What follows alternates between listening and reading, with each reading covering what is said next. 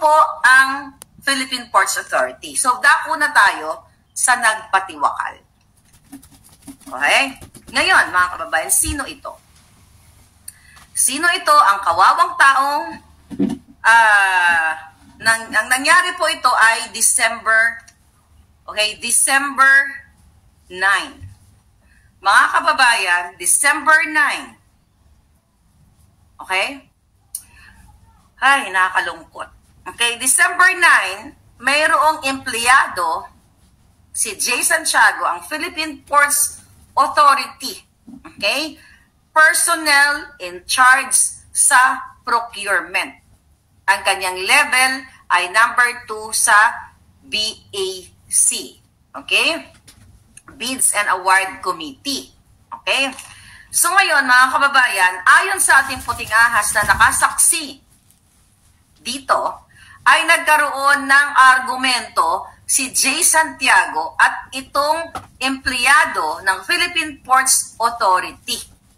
Okay? Na nagngangalang, ang pangalan ng empleyadong ito ay si Milagros Lourdes Perez o kilala sa kanyang nickname na si Milo.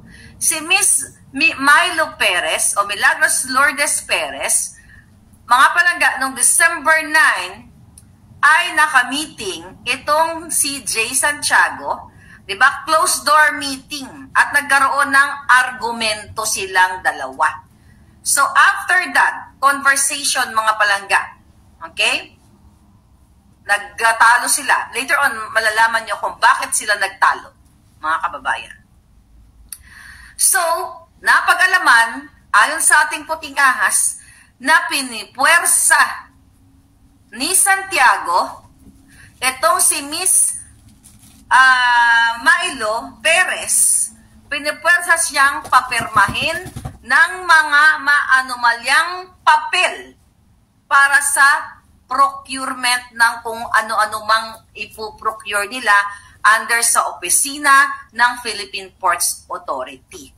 So sa makatuwid, mga kababayan, ang empleyadong ito na si Perez, Milo Perez, na ginagampanan ang kanyang trabaho ay pinilit, sinindak, tinakot ni Jay Santiago ng PPA ayon sa ating puting ahas na papirmahin ng mga procurement paper documents na illegal, labag sa batas, katiwalian o kabulastugan, kabudulan. So nag-refuse to sign itong si Miss Perez kasi nga naman pag nagka-leche-leche, damay siya dito dahil siya ay pipirmain. Naka-attach yung kanyang signature doon. Naka-fix yung signature niya.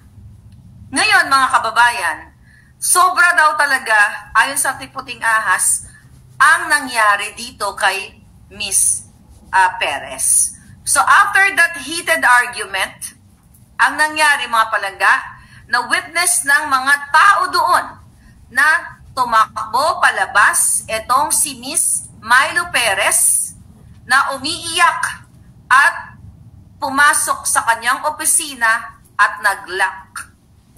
Ang mukha doon sa description ay talagang bagsak na bagsak, umiiyak.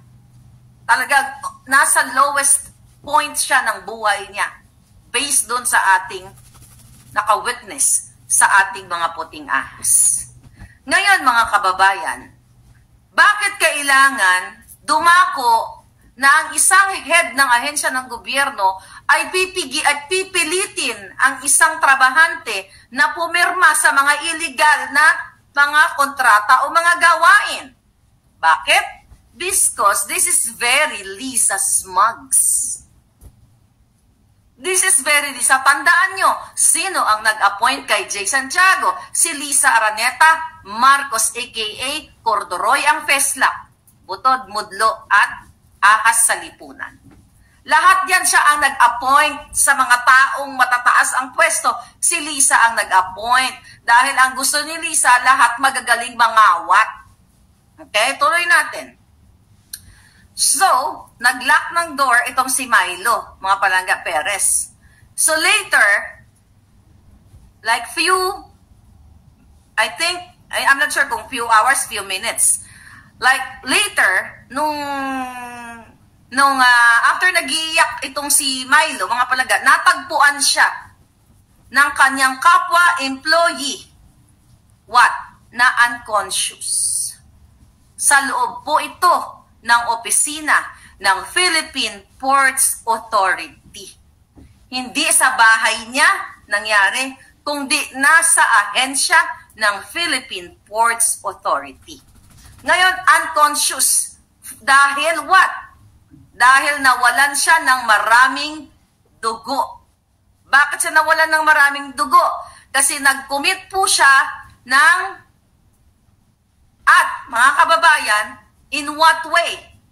Ginuhitan niya ang kanyang pulso. Kaya siya unconscious, bumaha ng dugo doon sa kanyang opisina. Ngayon, ano ang nangyari mga palangga? Nung nakita ng kanyang mga co-employees, ay nirush siya sa Manila Doctors Hospital. Nabuhay ba si Madam? Yes. Fortunately po, ay nakaligtas siya. At ano ang nangyari, mga palangga? December 9, she is still recuperating. Alright. December 9, this month nangyari na dahil pinipilit siya ng GM, General Manager na appointee ni Lisa Smugs, pirmahan mo itong mga illegal na kontrata, pumikit mata ka na lang, putang ina, ganon. Dahil kung hindi, ito gagawin namin sa'yo, So, pressured, stress na stress ang ating kawawang kababayan na ginagawa lamang ang trabaho, nag-commit ng ganon. By the way, bago ko ituloy ang kwento, remember the PSG na talagang nagurgor sa kanyang sarili. News blackout yan. Only Maharlika ang nagbalita niyan sa inyo here. Dahil sa panggigipit naman ni Lisa Smugs. Remember that? Pagbaba ni Lisa, paglabas siya sa kwarto, nakita niya nakatulog itong itong PSG. Dahil madaling araw si Lisa aligaga. Dahil nagpupulburon naglalaklak ng jala, kaya gising siya ng, dilat ang mata. Kaya nga mudlo. Yun yung PSG na hanggang ngayon. May narinig ba kayo na ibinalita ng mainstream media? Wala! Why? Kasi they are being paid. Sinungalingan na yung mga bunganga nila and they're not for the Filipino people. At ako, kahit sungalingan nila ako, iluluwa ko yung susungalingan nila sa akin. Ipapalunok ko lahat ng isusungalingan nila sa akin. At yan ang ginagawa ko ngayon. Ngayon, mga kababayan, so, I challenge you, Manila doctors, okay? Hospital, dyan sa Maynila. Ngayon, binabantayan ngayon, under tight security, si Miss Milo Perez. Why? Bakit siya gwardyado? Ang mga gwardya nakapaligid sa kanya. I don't know kung sino-sino, police ba? Ang mga basta close tight security. Bakit ginagwardyahan? Ayaw nilang ipalabas sa media. News blackout, instruction ni Lisa Smugs at ng gobyernong baka ng inong to. See? Na hindi ipapalabas sa media. Kaya ang ating mga puting asa gumawa ng paraan na maipabot kay Maharlika. Total. Tinaya ko naman na yung alindog ko dito. No. Kung magpapadala siya ng hitman, magpapadala ako ng stick ni Harry Potter. May power to, Lisa, akala mo. So, news blackout. Mga palangga, ginagwardyahan, heavily guarded ang room ni Miss Lourdes Perez, Milagros Lourdes Perez. I-google nyo to. Tignan nyo dyan sa PPA kung may pangalan ganito. Nang magkaalaman tayo kung si Maharlika ba ay, gumagawa lang ng kwento? Dito, mga palangga. So, I challenge the Manila doctors na ilabas nyo to. Mahiya naman kayo. Mga doktor, kaya nyo nilang magpabayad sa gobyernong ito ni Lisa Smugs? So, ngayon, mga palangga, para sila nagpadala ng marami mga Guardia Civil doon to ensure, mga kababayan, to ensure Milo or Miss Perez na mag-issue ng kahit anong statement sa media. Nakita ninyo? Ngayon, anong pinalabas nila kay Milo? Itong ipapagapang nila sa mga trolls. Okay, actually, pinagagapang na to ni Lisa Smugs at itong ni General Manager. Papalabasin nila, kaya sinabi ko na sa inyo, at ipapakalat nila sa social media, kaya daw nag-attempt si Miss Milo Perez na guhitan ang kanyang pulso. You know what I mean, di ba? Gumitan ang kanyang pulso at tapusin ang kanyang masalimuot na buhay sa PPA, mga kababayan, dahil ito daw ay personal problem at mga kautangan. O, di ba?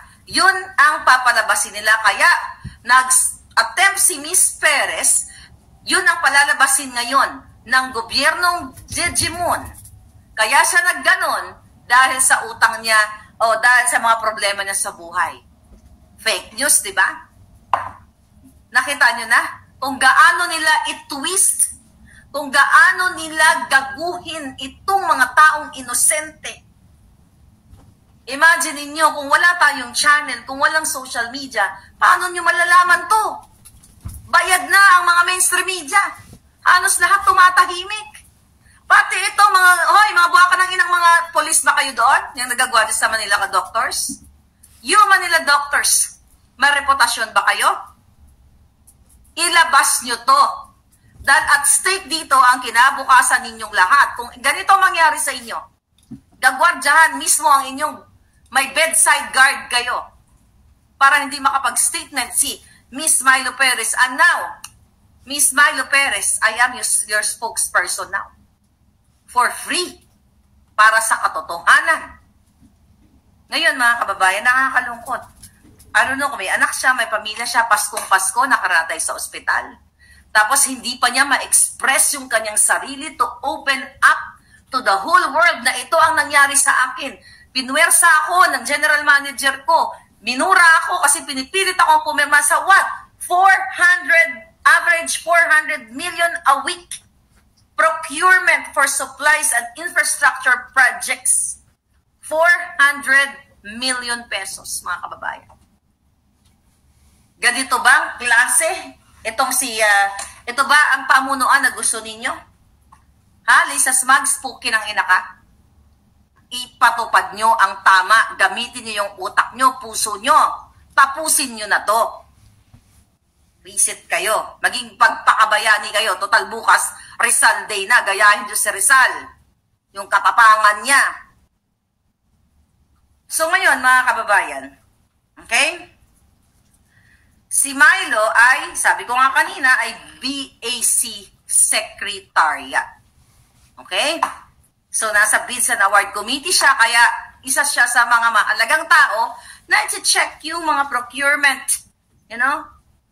Kasi ayan sa nag-gobyerno, check mo kung ito ba ay tama. Kasi puputukan ka niyan. You have to make sure na yung pinipirma mo, hindi ka mapapahamak. So, sa case niya, ay pinressure siya. Mga kababayan. Ngayon, alam nyo na. Kaya, sinisigawan natin ang Manila Doctors. Okay? Ang Manila Doctors na magsalita siya. Ay kayo. Magsalita kayo. Dahil dito,